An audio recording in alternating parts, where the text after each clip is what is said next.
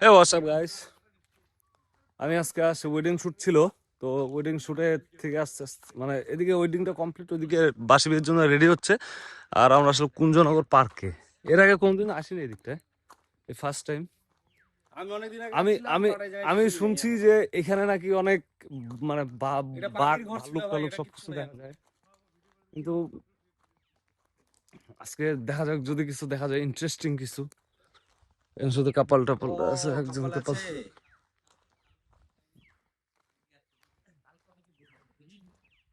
বাঘ ভাল্লুক কি দেখা যাবে?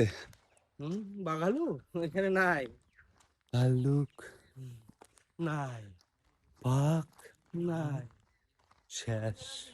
কিচ্ছু নাই।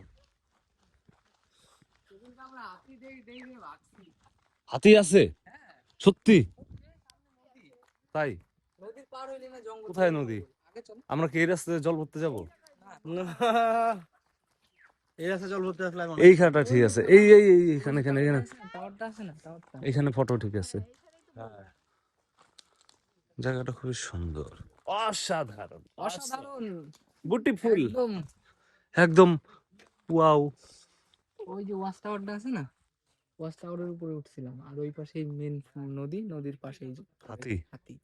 আমরা হচ্ছে ওয়াচ টাওয়ারে উঠে হচ্ছে আর আমি যে শুনলাম কুঞ্জনার কোথায় বলে গাছ টাছ কাটে দিছে বলে, আগে সেই মানে ভালুক টালুক দেখা যেত।